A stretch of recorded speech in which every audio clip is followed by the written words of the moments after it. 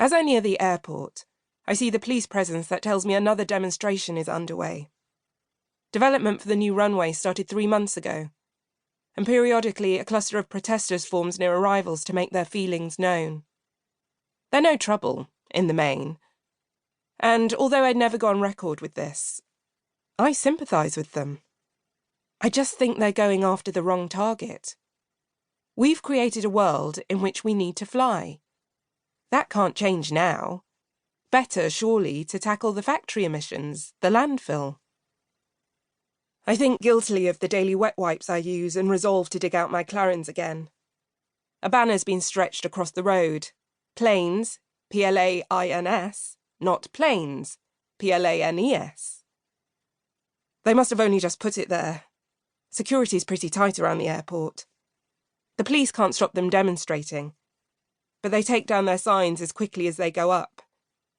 It seems a pretty pointless exercise, given that anyone travelling to the airport either works here or has a ticket to fly somewhere. A sign isn't going to change their minds. I slow for the roundabout, glancing to the left where a woman holds a placard showing a photograph of a starving polar bear. Seeing me looking, she thrusts it towards me, shouting incomprehensibly. My heart races and I reach for the central locking, my foot slipping on the accelerator in my haste to pull away. The absurdity of my reaction, to a woman on the other side of the railings for heaven's sake, makes me cross with a lot of them. Maybe I'll keep using the bloody wet wipes just to spite them. Arriving at the car park, I lock my car, then wheel my case to the shuttle bus. I usually walk to the crew room, but the pavement's slippery with grey ice thrown up from the roads, and what was fresh snow at home is slush here.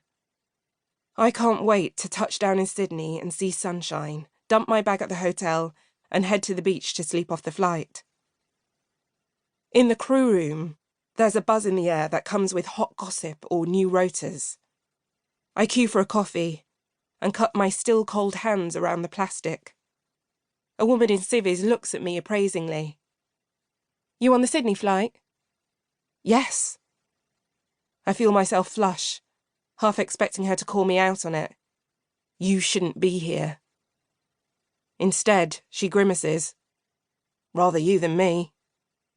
I look for a name badge but don't find one. Who is this woman so full of opinions? She could be anyone from a cleaning lady to a finance manager.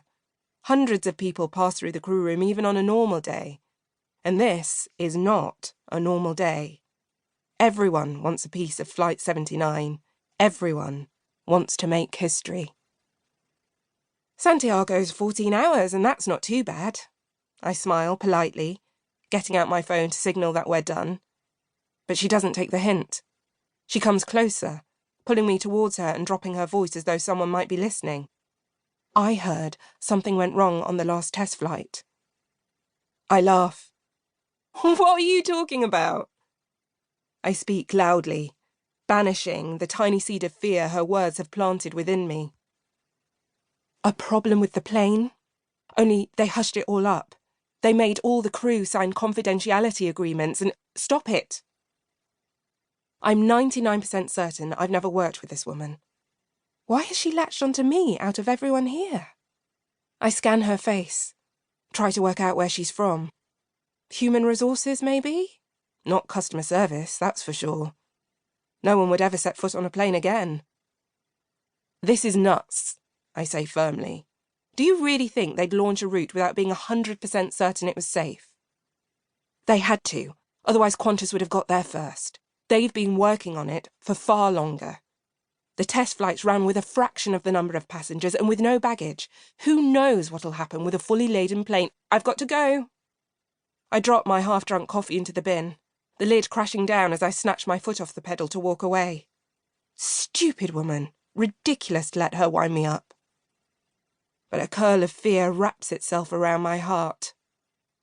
2 days ago, the Times took a press release on the race between Qantas and World Airlines and twisted it.